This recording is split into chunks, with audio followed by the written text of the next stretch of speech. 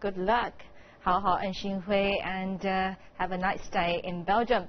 Now let's turn to Shanghai, where the number of residents marrying foreigners has not changed much over the past decade, but the couples themselves are changing, and that's because a growing number of Chinese men are finding spouses from overseas, something that was once almost exclusive to women.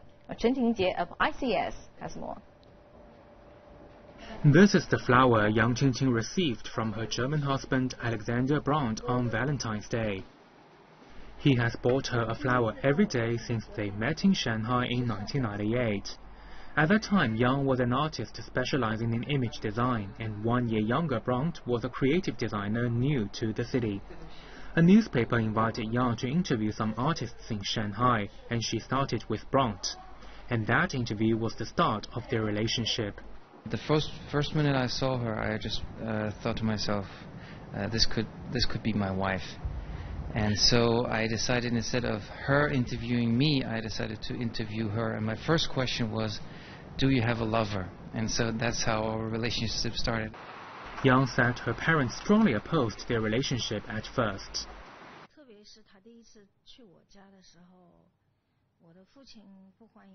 The first time he came to my home, he gave my father a globe as a gift. He turned the globe around and pointed at the place and said, "I want to take your daughter there." My father turned around without saying a word. My mother asked him, "Will you sell my daughter to others when you take her overseas?" Despite the opposition, Yang married Brandt in 1999. They spent years in Paris and then returned to Shanghai to set up their own company. With the help of Yang, Brandt became more familiar with Chinese culture and successfully won a number of projects, including the chance to design multimedia shows for China's National Pavilion at the Shanghai Expo. Relationships like Brandt and Yang's have been common for years. Less common is the marriage between 30-year-old Chinese man Li Ming and 25-year-old French woman Alice Garcia. Li met Garcia at a party in Barcelona when he was studying overseas. Well, the fact that he was Chinese first was interesting for me. Really gentle, really nice, really want to take care of you and take charge of the dinner. They will pay, they will invite you. Just the way he is different from French guys or European guys.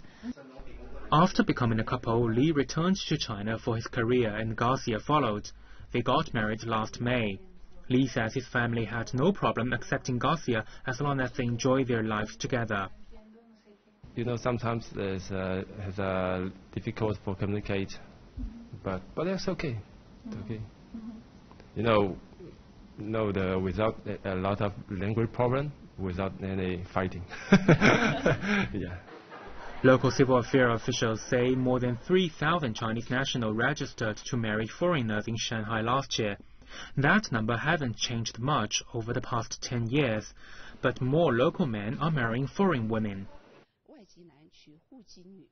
There is a decreasing number of Shanghai women marrying foreign men. In 2004, more than 60% of such marriages are Shanghai women marrying foreign men. That number fell to 52% last year. But the percentage of Shanghai men marry foreign women has increased from more than 10% to 21.5% during the same period. Both Li and Brandt say they still encounter cultural differences from time to time, but they say those problems can be solved through love and communication. Chen Tingjie, ICS for CCTV, Shanghai.